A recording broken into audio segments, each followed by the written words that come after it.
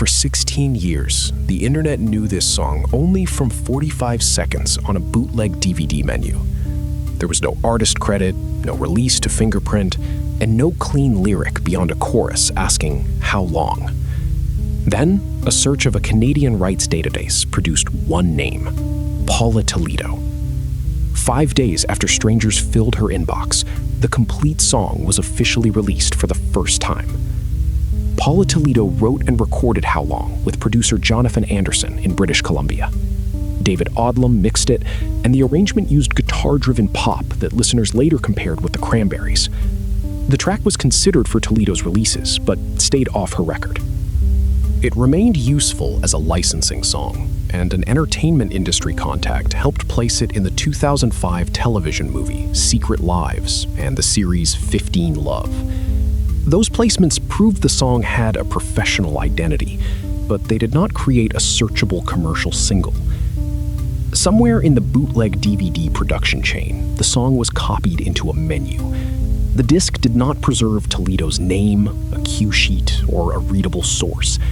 It preserved only enough chorus to become memorable. In August 2007, a user on a Ukrainian forum asked about the music. The question outlived the disc. Files were reposted, transcoded, and clipped again, reducing quality while spreading the mystery to new sites. Fingerprinting services work by comparing audio against registered catalogs. How Long had been licensed but not commercially issued. Searchers tried lyrics, stylistic guesses, film soundtracks, and theories about Eastern European singers.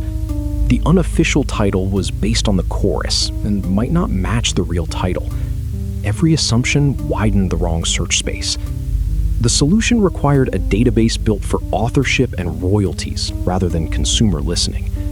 Reddit user The Arabara traced another song from a DVD credit into Canada's music rights ecosystem, then searched SOCAN's repertoire for works titled How Long. Pages of common title results appear. One entry led to Paula Toledo. Further searches uncovered an old Reddit post and a podcast containing the full song. The match was no longer just similar vocals. The chorus, verses, songwriter, and screen use context aligned. On December 8, the finder posted the solution to the HLWIT community. Messages reached Toledo almost immediately. She had stepped away from a conventional music career while raising her family and working in other fields. A flood of strangers claiming that one unreleased song had a global following sounded suspicious. Once she saw the posts, covers, remixes, and years of discussion, the scale became clear. The song she remembered as a licensing track had become emotionally important to people who knew only one degraded chorus. Toledo issued How Long on Bandcamp on December 13th, 2023, with proper credits and a high-quality master. She directed that year's sales toward a music therapy charity.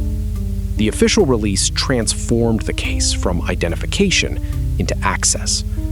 Listeners heard verses, bridge, and production details absent from the menu loop. Later streaming complications caused the track to be re-uploaded under the longer title, How Long Will It Take? A reminder that even after a mystery is solved, digital attribution can remain messy.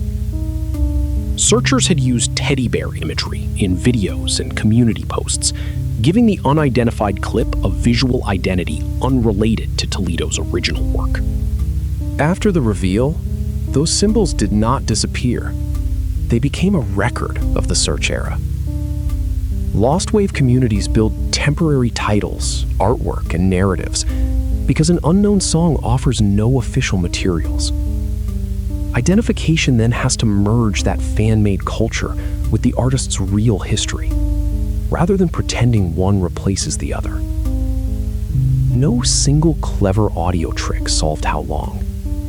The decisive move was recognizing that a professionally licensed Canadian song should leave a performance rights record, even without a retail release. That inference narrowed millions of possible recordings to a database and a title. From there, ordinary web traces connected the songwriter to a full copy. Research often looks like persistence, but progress comes from changing the evidence model. Ask not who sounds like this singer, but what paperwork would this usage have created? The anonymous clip came from a pirated DVD compilation, where How Long played over a menu or background sequence without useful music credits. That environment explains both survival and loss. The disc copied the recording after its original licensing use, but the bootlegger treated the song as disposable atmosphere. When a listener extracted the audio years later, the melody was intact, and the production sounded professional, yet no label, release date, or artist traveled with it. Audio recognition services failed because the track had not entered the commercial databases those services compare against. The artifact was searchable only by its words and by records outside the recording itself. Searchers eventually used the Canadian performing rights organization SOCAN and tested possible titles derived from the chorus. A registration for How Long connected the composition to Vancouver musician Paula Toledo. That was not instant proof. Common titles can point to unrelated songs. Toledo's response, career history, and surviving recording supplied the match. She then chose to release the complete track officially, turning an unauthorized excerpt into a source listeners could support. The recovery is a strong example of using the infrastructure around music, publishing, licensing, registrations, and artist catalogs, when the master recording itself has no searchable footprint. Toledo had continued making music and living an ordinary professional life, while strangers treated the unidentified chorus as an almost supernatural object. When messages arrived, the intensity looked suspicious because searchers knew far more about the clip's mythology than about her career. Verification required slowing down, sharing the audio, and letting the artist check her own archive. Her official release restored credits and context without pretending the bootleg history had not happened. It also reminds search communities that the person on the other side of a breakthrough may be encountering the mystery for the first time. How Long survived in the least dignified form possible, compressed, uncredited, and looped behind a bootleg menu. Yet those 45 seconds were enough for listeners to recognize a real voice and refuse to let it remain anonymous. 16 years later, a SOCAN result reached Paula Toledo, and she gave the community the full song. The title's question now has a literal answer. How long did it take? From the first forum post to the identification? 16